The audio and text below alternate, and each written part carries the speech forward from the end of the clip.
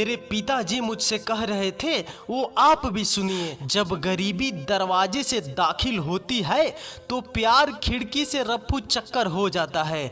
School college का प्यार कब परवान चढ़ा और कब उतर गया पता ही नहीं चलता है। यूनिवर्सिटी का प्यार भी कुछ कम नहीं है। साथ जीने मरने की कस्में खाकर एक दूसरे को समर्पित कर देते हैं और नतीजा 9 महीने बाद मिलता है। अब लिव इन रिलेशन की तो बात ही क्या है, 2-3 साल साथ रहते हैं, खाते हैं, पीते हैं, मौज मस्ती करते हैं।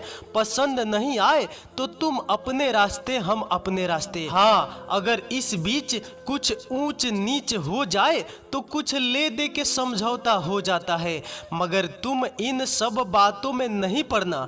मेरा सिर नीचा मत करना समाज में, बहुत मेहनत से मैंने इज्जत कमाई है, कहते हुए पिताजी की आंखों के कोने गीले हो गए। मैं सिर झुकाकर चुपचाप सुन रहा था और पिताजी मुझे सुनाए जा रहे थे। दरअसल मेरा ग्रेजुएशन गांव के ही एक महाविद्यालय से कंप्लीट हो गया था। वन डे एग्जाम की तैयारी के लिए मुझे शहर जाना था, जिसके लिए मैं माँ और पिताजी को काफी मन्नतों के बाद मना पाया था। पिताजी गांव में एक छोटे किसान थे। किसी तरह वह मेरी 3 बहनों को और मुझे पढ़ा लिखा रहे थे। सबसे बड़ी बहन की शादी हो गई थी। जीजा जी अपना कोई बिजनेस करते थे। दूसरी बहन अभी ग्रेजुएशन लास्ट ईयर में थी। तीसरी बहन अभी ग्रेजुएशन फर्स्ट ईयर में थी। पिताजी के सिर पर काफी जिम्मेदारियों का बोझ था, यह मुझे एहसास था, मगर दोस्तों को देखकर मुझे भी अपना कैरियर बनाने के लिए शहर जाना ही था। गांव में वह व्यवस्था नहीं मिल पाती। अगले दिन पिताजी ने कुछ रुपयों की व्यवस्था कर मुझे दे दिया और मैं अपने दोस्तों के साथ शहर आ गया। पहली बार जब शहर में आया तो मन इतना खुश हुआ कि उसे शब्दों में बयान नहीं किया जा सकता। ऐसा लग रहा था जैसे मैं कोई ऐसी जादुई दुनिया में आ गया हूँ जहाँ मेरा कोई अस्तित्व ही नहीं है, मैं केवल मूक दर्शक हूँ। आश्चर्य से मेरी दोनों आंखें खुली की खुली रह गई हो। गांव में एक लड़के का किसी लड़की से बात करना भी गुनाह था और यहाँ तो हाथ में हाथ पकड़कर चलते हैं। मेरे लिए सचमुच नया था। सभी मित्रों ने एक रूम किराए पर लिया था जिसमें सबने अपना अपना शेयर दिया था। दिन भर पढ़ाई लिखाई होती और शाम को छत पर चढ़कर मैं केवल रंगीन लाइटों को निहारता और बहुत देर तक निहारता। कुछ दिनों बाद मेरे 4 मित्रों में से 3 अपने घर वापस आ गए। एक मित्र आशीष मेरे साथ रहा मगर वह भी ज्यादा दिन नहीं टिका। एक दिन वह मुझे छोड़कर घर चला गया। सच कहूं तो एक साधारण परिवार के लिए अपने बच्चों को उच्च शिक्षा दिला पाना बहुत मुश्किल है। शिक्षा कल भी महंगी थी और आज भी महंगी ही है। मेरी परेशानी दिन ब दिन बढ़ती जा रही थी। अब मुझे पैसों की जरूरत पड़ने लगी थी। पिताजी को यह मैं बता नहीं सकता था। अगर उन्हें यह बता देता कि मैं अकेले ही रूम का किराया दे रहा हूँ तो वह मुझे गांव बुला लेते और मैं गांव जाना नहीं चाहता था। मेरे कुछ दिन ऐसे बीते जब मुझे सूखी रोटी, नमक और प्याज खाकर काटने पड़े थे। अंत में मैंने ट्यूशन पढ़ाना शुरू किया और मुझे कुछ पैसे मिलने लगे थे। मैंने कुछ दूर पर एक कंपटीशन की कोचिंग ज्वाइन की और सुबह 10 बजे से 1 बजे तक कोचिंग पढ़ाता। यह मेरी डेली रूटीन हो गया था। एक दिन कोचिंग में मैंने देखा कि एक लड़की जो सबसे अलग थी वह ब्लैक बोर्ड की तरफ न देखकर जाने कहाँ गुम थी। मैंने उसे कई बार देखा लेकिन वह इन सब से बेखबर जाने किन्हीं ख्यालों में गुम थी। जब कोचिंग का टाइम खत्म हुआ तो मैं उसके पास गया और हिम्मत करके बोला, एक्सक्यूज मी। उसने बोला, जी कहिए। उसने आश्चर्य से बोला। मैं बोला, आज आप कोचिंग में नहीं थी। उसने बोला, क्या? वह चौंकते हुए बोली। मैं बोला, मेरा मतलब आप कोचिंग में थी मगर आपका ध्यान कहीं और था। वह बोली, हाँ वो कुछ प्रॉब्लम थी, कहकर वो आगे बढ़ गई। मैं वहीं खड़ा कुछ सोचने लगा। अगले दिन वह कोचिंग नहीं आई। मैंने कई बार उसे क्लास में देखा मगर उसकी सीट खाली ही थी। अगले दिन जब वह आई तो मैं बगैर कुछ सोचे ही उसके पास वाली सीट पर जाकर बैठ गया। काफी देर तक उसने मेरी तरफ देखा ही नहीं। मैं था तो क्लास में मगर ध्यान उसकी ही तरफ था। जब 1 बजे क्लास खत्म हुई तो वह तेजी से निकली और टैक्सी स्टैंड की तरफ बढ़ने लगी। मैं लगभग दौड़ते हुए उसके पास गया और बोला, हाय। मैंने उसकी तरफ मुखातिब होते हुए बोला, हेलो। उसने मेरी तरफ देखकर मुस्कुरा के बोला। मैं बोला, कल आप कोचिंग नहीं आई थी? उसने बोला, ओ तो आप सबका इतना ध्यान देते हैं कि कौन कोचिंग आता है और कौन नहीं? मैं बोला, सबका नहीं, केवल आपका। मैं एक सांस में कह गया। वो बोली, अच्छा मेरा क्यों? उसने मुझसे सवाल किया। कुछ देर तक मैं खामोश रहा, फिर उसने ही खामोशी तोड़ी। उसने बोला, आपने बताया नहीं, आप मुझे इतना क्यों नोटिस करते हैं? उसने फिर सवाल किया। मैं बोला, एक्चुअली मैं यहाँ नया हूँ, किसी को जानता नहीं हूँ। ओ तो आप यहाँ जान पहचान बनाने आए हैं? उसने मेरी बात को बीच में ही काटते हुए तंज कसा। देखो, यहाँ हम सभी पढ़ने आए हैं, अपना भविष्य बनाने आए हैं, किसी से जान पहचान करने नहीं आए हैं। बेहतर होगा कि आप भी अपनी पढ़ाई करिए और माता पिता का नाम रोशन करिए। उसने मुझे फटकार लगाई। वह आगे बढ़ गई और मैं वहीं खड़ा खड़ा उसकी कहीं एक एक बातों पर हतप्रत सोचने लगा। वह जब भी क्लास में आती एक बेहद खूबसूरत महक कमरे में भर जाती। वह किसी से बोलती नहीं और अपना ध्यान पढ़ाई में लगाती। मैं केवल उसे ही देखता, जाने कब उसे दिल दे बैठा पता ही नहीं चला। एक रोज जब वह कोचिंग से निकली तो मैंने उसे रोक कर अपने प्यार का इजहार कर दिया। उसने गुस्से से मेरी तरफ देखा और बड़बड़ाते हुए आगे बढ़ गई। मैं निरुत्तर अपना सा मुंह लेकर खड़ा रहा। वह रोज क्लास आती और बगैर मेरी तरफ देखे ही वह अपना ध्यान पढ़ने में लगाती। जब कोचिंग का टेस्ट हुआ तो टॉप 10 में उसका नाम था, मेरा कहीं नाम ही नहीं था। पिताजी की वो कही गई सारी बातें मुझे एक एक कर याद आने लगी और मुझे अंदर तक झकझोर गई। एसएससी सीजीएल का फॉर्म आया। कोचिंग की तरफ से सारे बच्चों का फॉर्म भरवाया गया और यह अनाउंस किया गया कि कल से 1 महीने 1 घंटे एक्स्ट्रा क्लास चलेगी।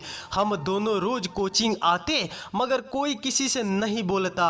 एक रोज जब मैं कोचिंग से निकल रहा था तो देखा कि वह किसी लड़के की बाइक पर बैठकर जा रही थी। मुझे एक फिर जोर का झटका लगा, सारे ख्वाब हवा में उड़ गए। वह लड़की जिसका नाम रीना था, जिसे मैं ठीक से जानता भी नहीं और इतना प्यार हो गया उससे कि उसे किसी और के साथ देखा तो मेरे तन मन में आग लग गई। खैर, शादी विवाह रिश्ते नाते यह सब ईश्वर की देन है, कब कहाँ किससे हो जाए कोई नहीं जानता। एसएससी सीजीएल का एग्जाम दिया और कोचिंग से कई लड़कों का सिलेक्शन भी हुआ, पर न तो मेरा सिलेक्शन हुआ और न ही रीना का। पिताजी का फोन आया तो मैं अनजाने भय से कांप उठा। मुझे लगा पिताजी अब हमें गांव बुला लेंगे, मगर ऐसा हुआ नहीं। उन्होंने मेरा हाल चाल पूछा और यह कहकर फोन काट दिया कि बेटा, अब मुझसे अकेले घर का बोझ उठाया नहीं जाता, तू जल्दी से कोई नौकरी कर ले। पिताजी ने तो अपनी व्यथा कह दी, मगर मेरा क्या? मेरा तो रीना के बगैर बुरा हाल था। मैंने एक बार फिर से तय किया कि इस बार रीना का फिर से सामना करूंगा और अपने मन की बात कहूंगा। अगर वह फिर भी नहीं मानी तो उसका पैर पकड़ लूंगा, अपने प्यार का वास्ता देकर उसे मना लूंगा। मगर यह सब प्लान उस समय फेल हो गया जब मैंने देखा कि रीना अपने बॉयफ्रेंड को साथ लेकर आई थी। रीना ने मुझे देखा और अपने बॉयफ्रेंड के साथ चिपक कर बाइक पर बैठ गई। मुझे एक बार फिर से उसने जलाने की कोशिश कोशिश की। अब यह रोज का काम हो गया था। वह कोचिंग से निकलती तो उसका बॉयफ्रेंड उसका इंतजार करता मिलता। समय बदला और मैंने अपना पूरा फोकस पढ़ाई पर किया। एक के बाद एक एग्जाम देता रहा और असफलता हाथ लगती रही, मगर एक दिन सफलता को मैंने अर्जित कर ही लिया। मेरा सिलेक्शन सेल टैक्स में ऑडिटर के पद पर हुआ। मुझे न चाहते हुए भी उस शहर को छोड़कर दूसरे शहर आना पड़ा। पिताजी काफ़ी खुश थे।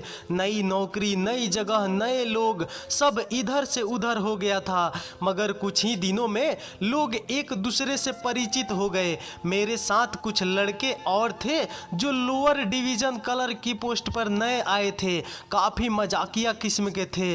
दिन तो हंसी मजाक में कट जाता, मगर रात बहुत मुश्किल में कटती। रीना को मैं भूल नहीं पाया था। वह मेरे दिलो दिमाग पर हावी हो चुकी थी। उसे भुला पाना मेरे वश में नहीं था। समय बीता, मैंने अपनी दोनों बहनों की शादी की। पिताजी का जिम्मेदारियों वाला बोझ कम हुआ। मैं जहाँ रहता था वहाँ कुछ लड़के जो मेरे ही साथ पोस्ट हुए थे, उनका भी सरकारी कमरा मेरे बगल ही था। उन लोगों ने एक पार्टी रखी थी। मुझे भी बड़े आदर के साथ बुलाया गया।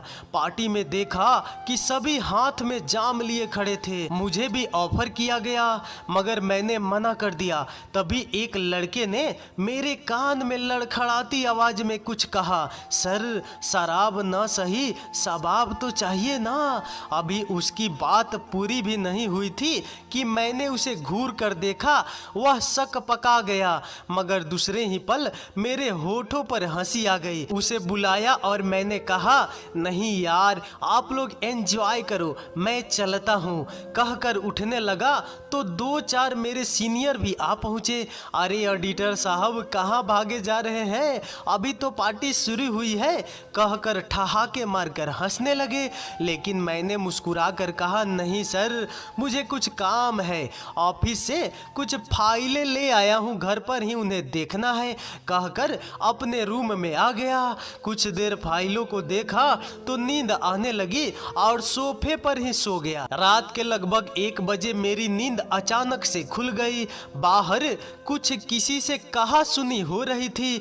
मुझे लगा कि ऑफिस के लोगों ने पार्टी में शराब पी होगी, इसीलिए बहस हो रही होगी।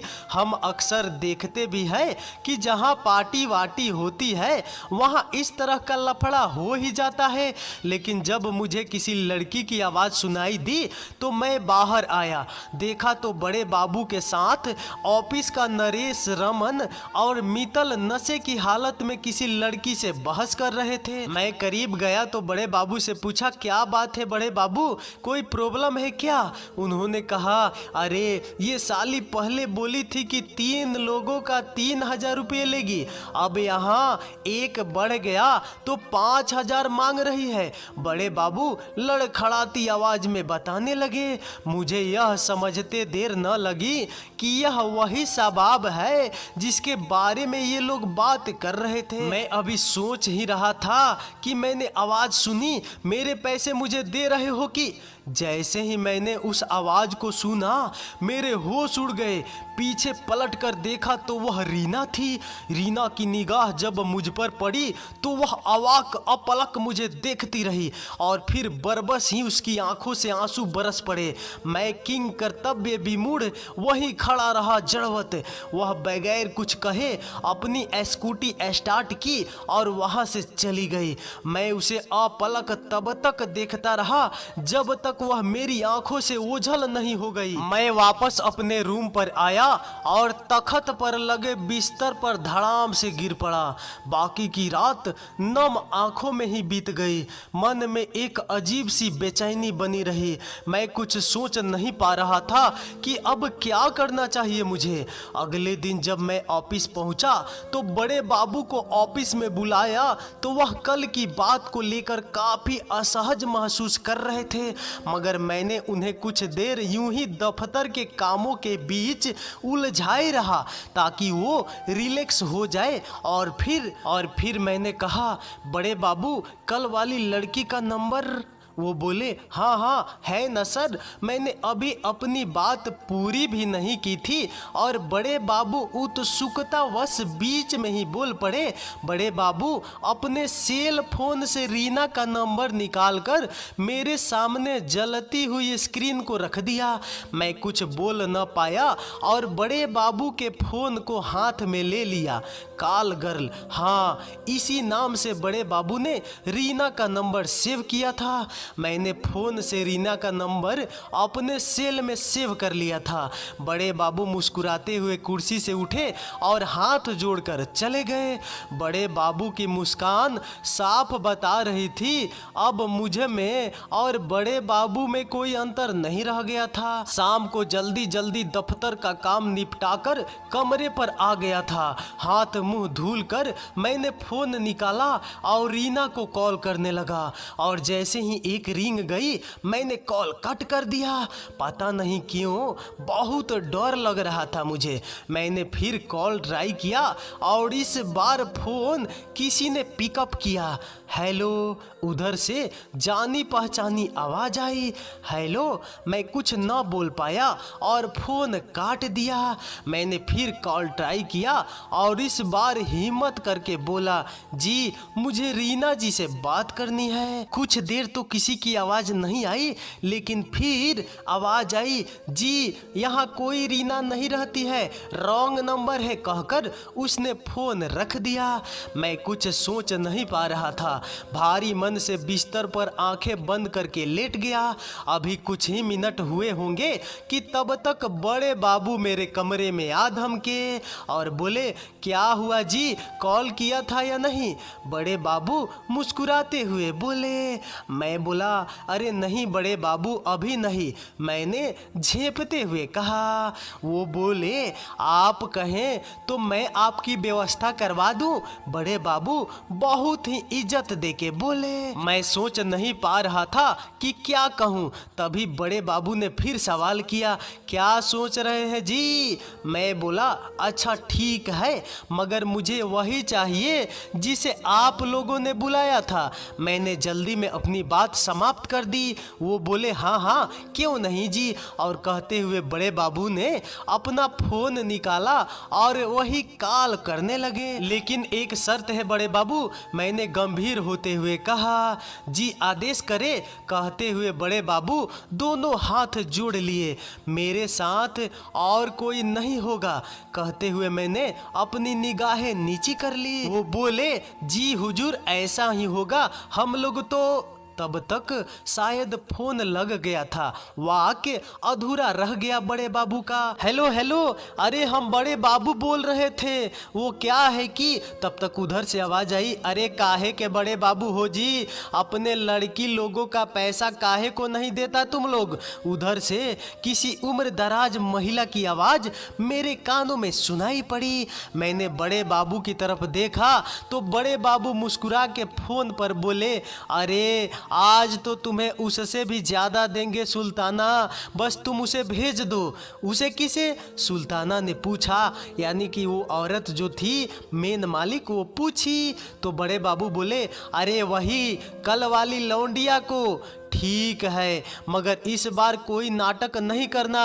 बड़े बाबू इससे पहले कि कुछ और कहते सुल्ताना ने फोन रख दिया। बड़े बाबू चलने के लिए खड़े हुए तो मैंने पूछा बड़े बाबू कितने बजे आएगी वो? अरे हुजूर जरा धीरज रखिए, आप तो अभी से ही। अभी बड़े बाबू की बात खत्म नहीं हुई थी कि मैं बोल पड़ा नहीं बड़े बाबू, मैं सोच रहा था कि तब तक मैं अपना काम निपटा लूं।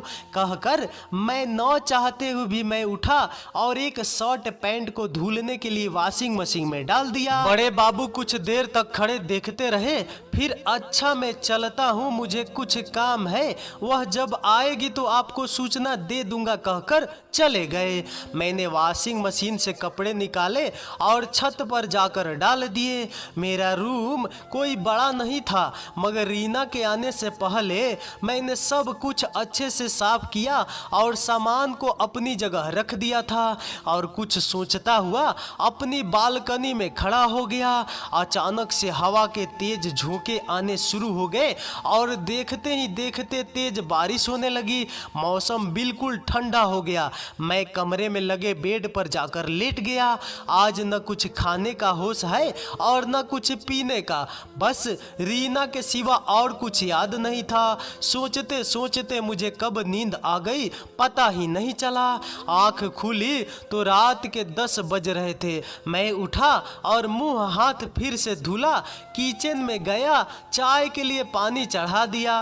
कुछ ही देर बाद चाय बन के तैयार हो गई। अमूमन मैं चाय नहीं पीता, मगर कभी कभी मूड होता है तो पी लेता हूँ। चाय केतली से निकाल ही रहा था कि किसी ने दरवाजे पर नॉक किया। मैं कुछ देर तक जड़वत खड़ा रहा। दिमाग में कुछ समझ नहीं आ रहा था।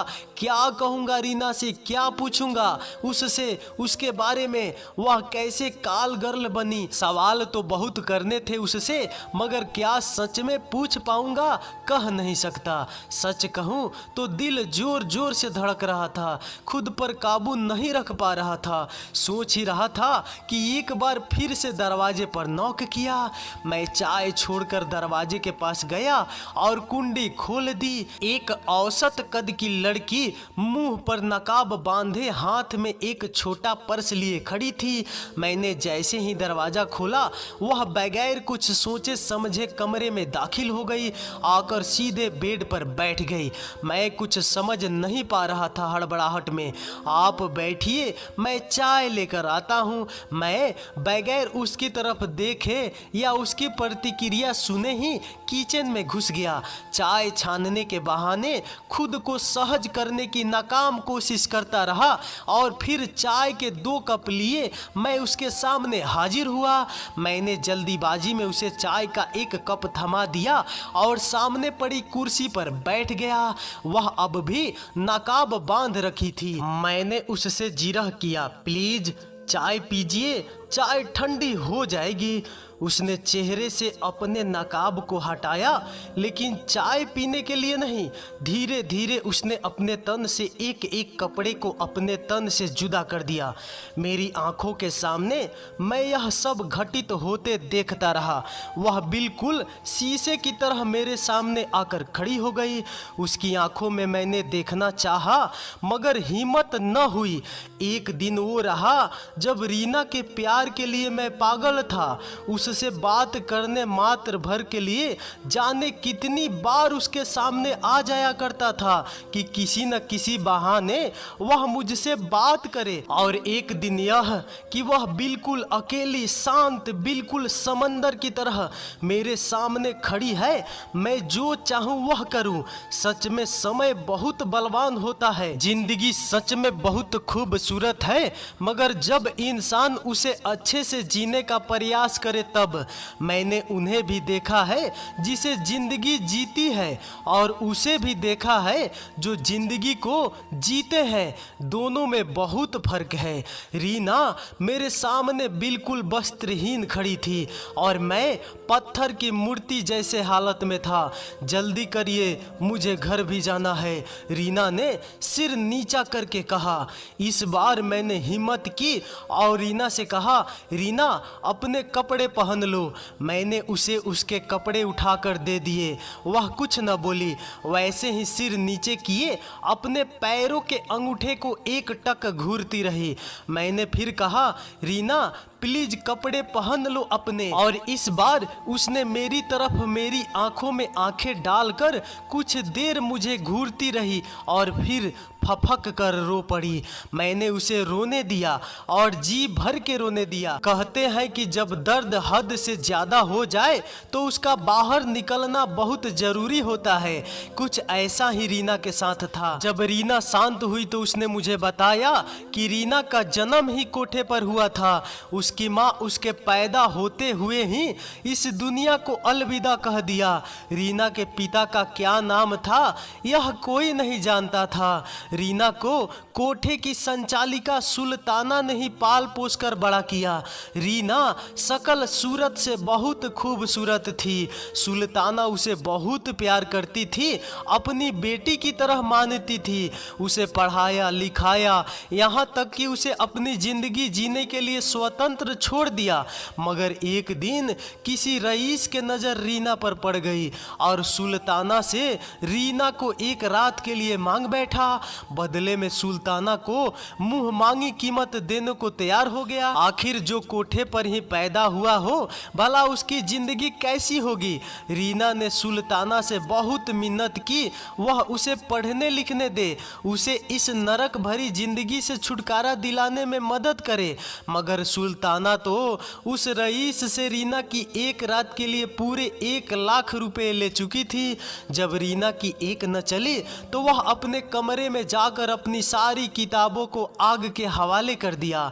सुल्ताना ने यह सब अपनी आंखों से देखा, कैसे एक औरत की दुश्मन बन जाती है। यह कह पाना फिलहाल मेरे लिए आसान नहीं है। एक तूफान आया और सब कुछ बहा के ले गया। अब मैंने रीना से पूछा, रीना तुमने मुझे कोचिंग में इग्नोर क्यों किया?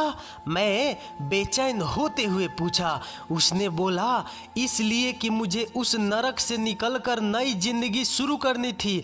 मैं इन सब चक्करों में पड़कर अपना करियर खराब नहीं करना चाहती थी। फिर मैंने पूछा, और वो तुम्हारा बॉयफ्रेंड जिसके साथ तुम बाइक से आती जाती थी? वो बोली, वो मेरा बॉयफ्रेंड नहीं था, वह सुल्ताना का आदमी था जो मेरी हिफाजत के लिए मेरे साथ आता था। अब क्या सोचा है? मैंने बेताबी भरे स्वर में उससे पूछा। वह बोली, कुछ नहीं, जिंदगी है जीना तो पड़ेगा ही। रीना ने बूझे स्वर में जवाब दिया। उसके इस जवाब से मैं संतुष्ट नहीं था। मुझे वह सुनना था जिसे मैं पिछले कई सालों से महसूस कर रहा था। मैं बोला, अगर तुम चाहो तो मैं कुछ कह ही रहा था कि रीना ने मेरी बात को बीच में ही काट दिया। नहीं, मैं आपके लायक नहीं हूँ, कहते हुए उसने अपने दोनों हाथ जोड़ लिए। मैंने उसकी दोनों हथेलियों को अपने हाथों में रखकर चूम लिया। रीना की आंखें छलक आई। मैं वहीं रखी कुर्सी पर बैठ गया। रीना ने अपने कपड़े पहने और नकाब से पूर्व की तरह अपने चेहरे को ढका। अपना पर्स लिया और दरवाजे की तरफ बढ़ी ही थी कि रुको रीना। मैंने उसे आवाज दी। मैंने अपना पर्स निकाला, उसमें से जितना भी पैसा था रीना को थमा दिया। ये पैसे किस बात के? आपने तो कुछ किया भी नहीं, रीना ने जिज्ञासावश पूछा। मैं बोला, एडवांस है। वो बोली, किस बात के? मैंने कहा, अब आपको रोज आना है मेरे पास। रीना कुछ बोल न सकी, वह चुपचाप दरवाजे से बाहर निकल गई। उसके जाने के बाद भी मेरा कमरा उसकी खुशबू से भरा रहा। जिंदगी कभी कभी खामोशी नहीं समझती और जज्बातों के साथ खिलवाड़ कर जाती है। इंसान चाहता बहुत कुछ है, लेकिन उसे मिलता वही है जितना उसके हिस्से में होता है। इलाहाबाद यूनिवर्सिटी से निकलकर तेलियरगंज के 8x10 के कमरे में रहकर मुझे इतना तो समझ आ गया था कि दुनिया तुम्हारे हिसाब से नहीं चलती है, बल्कि दुनिया अपने हिसाब से चलती है। रीना को देखकर मुझे इस बात का और अच्छे से अंदाजा हो गया था कि आपकी सफलता और असफलता के पीछे कर्म के साथ साथ किस्मत का भी हाथ होता है। आम दिनों में दफ्तर से घर आने की कोई जल्दी नहीं होती थी, मगर रीना जब से दोबारा मेरी जिंदगी में आई थी, ऐसा लगता था कि कितनी जल्दी घर पहुंच जाऊं और रीना की आवाज को सुनूं। बचपन में राजा और रानी के किस्से बहुत सुने थे, मगर बड़े हुए तो रोमियो और जूलियट के किस्से पढ़ने को मिले।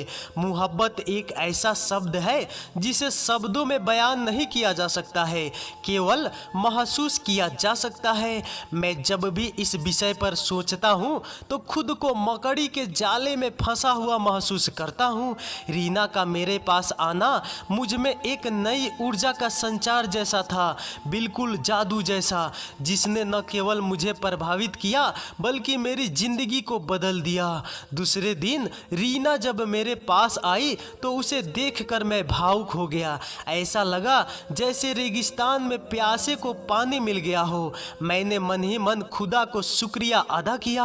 आज अगर तुम नहीं आती तो, कहते कहते मैं रुक गया। ऐसा लगा जैसे आंखें बरस पड़ेगी, मगर खुद को मैंने संभाल लिया। आखिर पुरुष जो ठहरा, स्त्री होता तो कुछ देर रोकर खुद को सहानुभूति दे देता, मगर पुरुष को समाज में रोने का अधिकार नहीं है। अगर आज हम नहीं आते तो कहिए ना, रुक क्यों गए? रीना मेरी तरफ मुखातिब होते हुए बोली। मैं बोला, कुछ नहीं, मैंने जानबूझकर वाक्य को अधूरा ही छोड़ दिया। रीना से मेरी चाहत जिस्मानी नहीं थी, वह मेरी रूह में समाई थी, जिसे मैं चाह कर भी खुद से अलग नहीं कर सकता था। सबसे बड़ी बात यह थी कि यह मैं कतई नहीं चाहता था कि रीना मुझसे अब दूर जाए। बड़ी मुश्किल से किस्मत ने हमें मिलवाया है। यह बात दिगर है कि परिस्थितियां कुछ अलग थी। उसी समय रीना बोली, क्या सोचने लगे आप? रीना ने फिर सवाल किया। मैं बोला, बैठो रीना, मैं तुम्हारे लिए आज कॉफी बना के लाता हूँ। रीना को बगैर जवाब दिए कहकर मैं किचन में चला गया। मैं रीना से नजरें चुरा कर तो चला आया, मगर खुद से भाग कर कहाँ जाता। लिहाजा एक लंबी सांस ली और खुद को सहज करने की कोशिश की। कॉफी के लिए फ्रिज से दूध निकाल ही रहा था कि रीना किचन में आ गई। अरे तुम बैठो ना, मैं बना के ला रहा हूँ, मैंने झेपते हुए कहा। तकल्लुफ की कोई ज़रूरत नहीं है श्रीमान, हम अजनबी नहीं है, रीना ने होठों पर हल्की सी मुस्कुराहट लाते हुए कहा और खुद ही कॉफ़ी बनाने में जुट गई। मैं किचन में उसके पीछे खड़ा उसकी बिखरी हुई खूबसूरत रेशमी जुल्फों को निहार रहा था। रीना कॉफ़ी बनाते समय कभी सरक आए अपने दुपट्टे को तो कभी अपनी जुल्फों को उंगलियों के सहारे सही करने की कोशिश करती और मैं उसके हर एक कोशिश पर न्यौछावर हो जाता। रीना के तन से एक मदहोश कर देने वाली परफ्यूम की खुशबू मेरे तन मन को महका रही थी। कॉफ़ी का मग लिए हम दोनों ड्राइंग रूम में आ गए। ओह, अच्छी कॉफ़ी बनाती हो, मैंने कॉफ़ी को सिप करते हुए कहा। वो बोली, जी थैंक यू। उसने इतना कहा और जाने कहाँ खो गई। हेलो, कहाँ खो गई हो? मैंने रीना को टोका तो वह अतीत से बाहर लौटी। कहीं नहीं, रीना ने गंभीर होते हुए जवाब दिया। रीना, तुम मुझसे अपने दिल की बात कह सकती हो। रीना खामोश रही। जब काफ़ी देर तक रीना खामोश रही तो मुझसे रहा नहीं गया। मैंने रीना का हाथ अपने हाथ में लिया तो रीना सिहर उठी। मैंने उसके माथे पर चुम्बन लेकर कहा, मैं हूं ना, तुम क्यों परेशान होती हो? रीना ने खामोश आंखों से जब मेरी तरफ देखा तो मैं अंदर तक पिघल गया और फिर रीना मेरी बाहों में समा गई। बहुत देर तक वह मेरी छाती से लगी रही और मैं प्यार से उसके सिर पर हाथ फेरता रहा। आज घर नहीं जाओगी क्या? मैंने रीना के बालों को सहलाते हुए कहा। रीना ने ना में सिर हिलाया। अच्छा, तो कब तक नहीं जाओगी? वो बोली, जब तक मेरा मन न करे। अच्छा, मतलब मन भर जाएगा तो चली जाओगी? नहीं, ऐसा क्यों कह रहे हैं? रीना ने मेरी बाजुओं की पकड़ से रिहा होने का प्रयास करते हुए गुस्से में कहा। अरे बाबा, गुस्सा क्यों होती हो? मजाक कर रहा हूँ, मैंने मुस्कुराते हुए कहा। कुछ देर तक कमरे में खामोशी छाई रही। रीना मेरे सीने से वैसे ही खामोश लगी रही जैसे मेरी धड़कनें गिन रही हो और मेरे होठ रीना के माथे को चूम रहे थे। कभी कभी हम जिसे प्यार करते हैं वह चाहे जैसे भी हो, लेकिन उसकी एक झलक पाने के लिए खुदा से न जाने कितनी बार मन्नतें मान लेते हैं और जब वह मिल जाती है तो लोगों की चाहत में बदलाव आने लगता है। मगर जिसने भी सच्ची मोहब्बत की है, परिस्थितियां चाहे जो भी हो, वह अपने प्यार को हमेशा के लिए अपना ही समझते हैं। प्रेम में वासना का कहीं स्थान ही नहीं है। प्रेम तो सिर्फ देना जानता है। अच्छा सुनो, रीना ने मुझसे कहा। हाँ, रीना में खोया हुआ मैंने कहा, कल आप मेरे साथ मंदिर चलेंगे? मंदिर? हाँ मंदिर। अगर टाइम नहीं है तो कोई बात नहीं, वह उदास होते हुए बोली। अरे ऐसी बात नहीं है, मैं तो यह सोच रहा था कि तुम नास्तिक से आस्तिक कैसे बन गई। हाँ मैं नास्तिक हूँ, मगर जब से तुम मिले हो जाने क्यों भगवान के दर्शन को जी कर रहा है। अच्छा, मैंने रीना को शरारती अंदाज में कस कर पकड़ लिया और रीना मेरी बाहों में सिमट गई। बहुत लोगों के साथ मैंने रातें गुजारी, मगर जो सुकून मुझे तुम्हारी बाहों में मिल रहा है वह अनमोल है। रीना ने मेरी कमर पर अपनी पकड़ मजबूत करते हुए कहा। हम बेड पर आ चुके थे। रीना ने मेरा सिर अपने गोद में रख लिया और मेरे बालों से खेलने लगी। वह जब भी मेरे माथे को चूमने की कोशिश करती, उसकी रेशमी जुल्फें मुझे ढक लेती और उसके वक्ष स्थलों का दबाव मेरे सीने पर बढ़ जाता। मगर मेरी फीलिंग्स को रीना का जलता बदन बदल नहीं सका।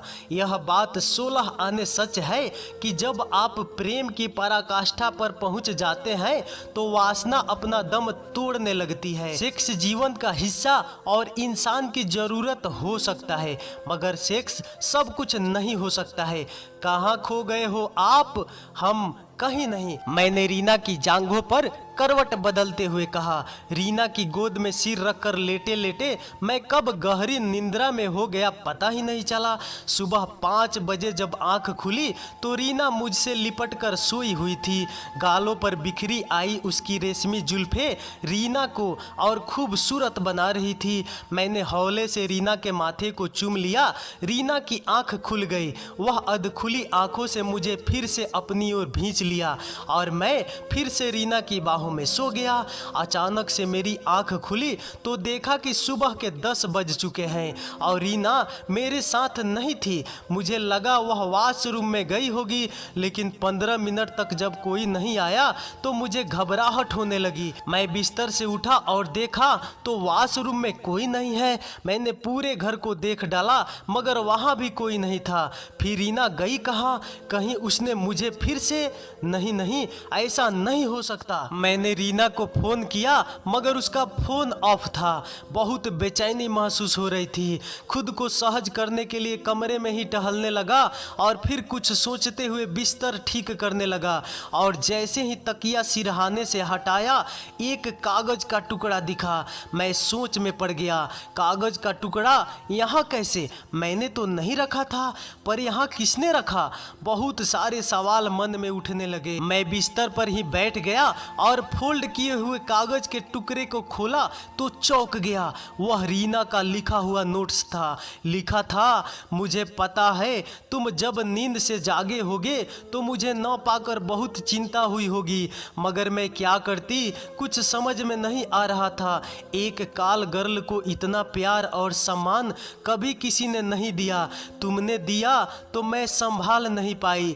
तुमसे अगर कोचिंग में मैं पहले ही मिल लेती या तुम्हारा प्रस्ताव स्वीकार कर लेती तो यह दिन नहीं देखना पड़ता। मगर सच कहूँ तो उन दिनों मुझे तुमसे प्यार नहीं था, बस प्यार था तो अपनी पढ़ाई से। मगर क्या मालूम कि मेरा पढ़ना लिखना इस व्यवसाय के लिए ही था। मेरी जिंदगी का कोई वजूद नहीं है, मगर तुम्हारी जिंदगी बहुत कीमती है। तुम्हारा समाज में मान सम्मान है। इन सब के बीच में भला मैं कहाँ ठहर पाऊंगी? आखिर क्या बताओगे आप किसी से मेरे बारे में?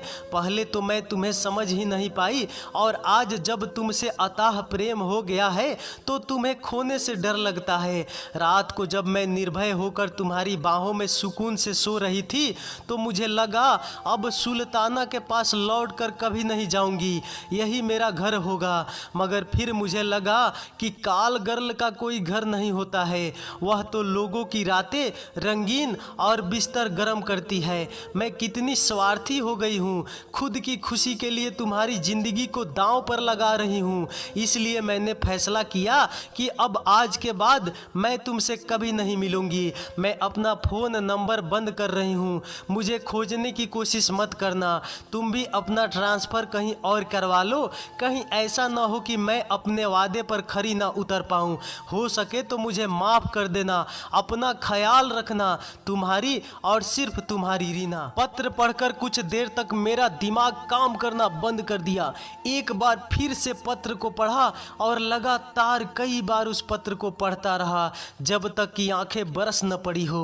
मैं दफ्तर जाता लेकिन मेरा मन रीना के बारे में ही सोचता रहता था, या फिर यह कहूँ कि रीना मेरे दिलो दिमाग में बस गई थी तो गलत न होगा। अंत में मैंने रीना के नाम एक पत्र लिखा। मैंने बड़े बाबू को ऑफिस में बुलाया और शांत मन से मैंने रीना और अपने बारे में उन्हें शुरू से अब तक की पूरी कहानी बताई।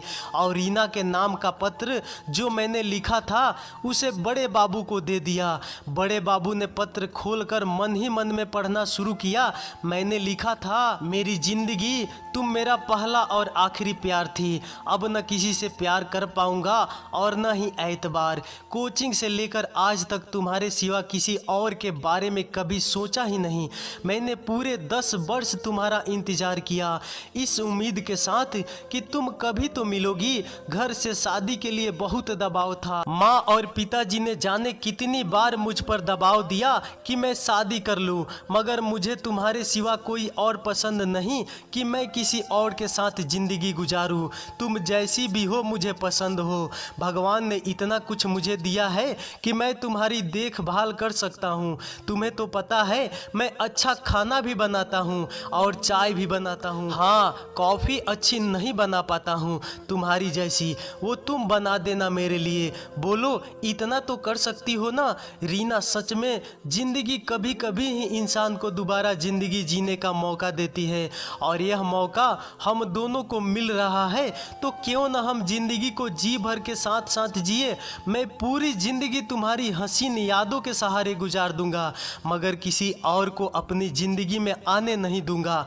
अगर सच में तुम मुझे प्यार करती हो, तुम्हारे दिल में मेरे लिए थोड़ी सी भी जगह है, तो कल शाम 6 बजे रेलवे स्टेशन पर प्लेटफार्म नंबर 1 पर मैं तुम्हारा इंतजार करूंगा।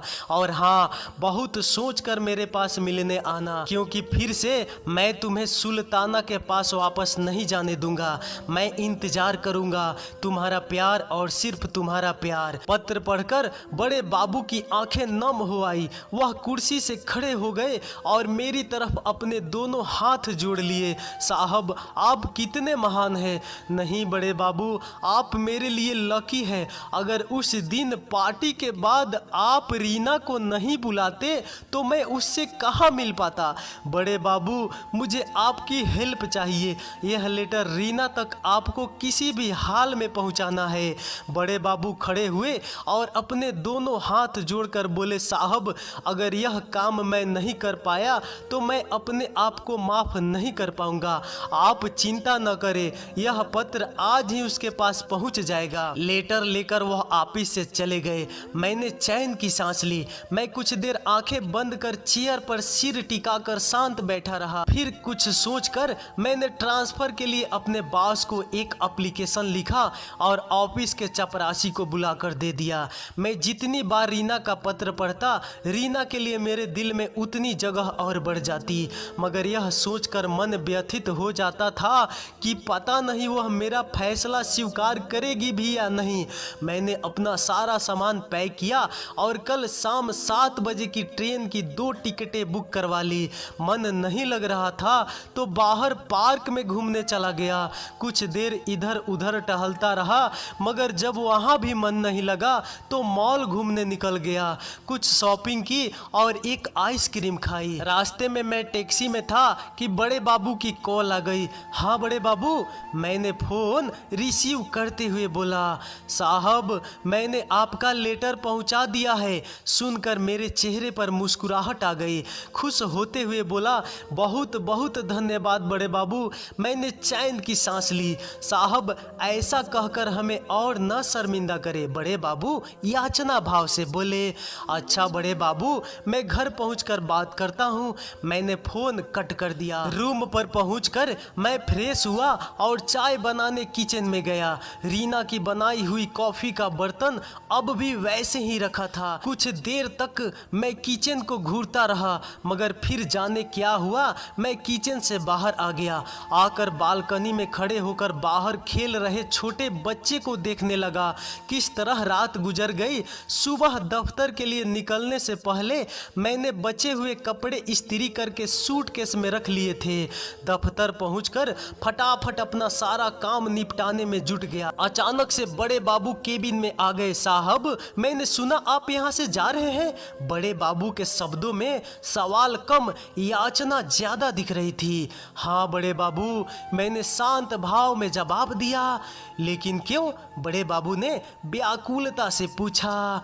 मैं अपने शहर जाना चाहता हूँ, अपनों के बीच। अब यहाँ मन नहीं लगता है बड़े बाबू। बड़े बाबू कुछ देर शांत खड़े रहे। वह कुछ न कह सके और धीरे धीरे कदमों से वह केबिन से बाहर निकल गए। दफ्तर का सारा काम निपटाकर दोपहर में 3 बजे मैं अपने रूम पर आ गया। एक बार फिर से मैंने सारे सामान चेक किए और कैब वाले को फ़ोन किया। शाम 5 बजे कैब ड्राइवर रूम पर आ गया था। मैंने ज़रूरी सामान अपने साथ लिया। बर्तन, फ्रिज, टीवी और कूलर बड़े बाबू को दे दिया। ठीक 5:45 पर मैं रेलवे स्टेशन प्लेटफार्म नंबर 1 पर पहुंच चुका था। यात्रियों की भीड़ बढ़ रही थी और मैं अकेला होता जा रहा था। जैसे जैसे घड़ी की सुइयां चल रही थी, मेरी हार्ट बीट बढ़ती जा रही थी। ठीक 5:58 पर मेरी ट्रेन प्लेटफार्म पर आ गई। अब मेरा दिमाग काम करना बंद कर दिया था। आंखें प्लेटफार्म पर खड़े लोगों के बीच में रीना को ढूंढ रही थी, मगर रीना का कहीं पता नहीं था। आंखें नम हो आई, धड़कनें बैठी जा रही थी, गला सूख गया था। थक हार के मैंने अपना बैग एक हाथ में लिया और सूटकेस लेने के लिए झुका तो किसी ने आकर मुझसे पहले ही उठा लिया। मैंने नम आंखों से सिर ऊपर उठाकर देखा तो धड़कनें रुक सी गई। सामने रीना थी। कुछ देर खुद को संभालने की नाकाम कोशिशों के बाद मैंने रीना को कसकर अपनी बाहों में भर लिया और फिर फफक कर रो पड़ा।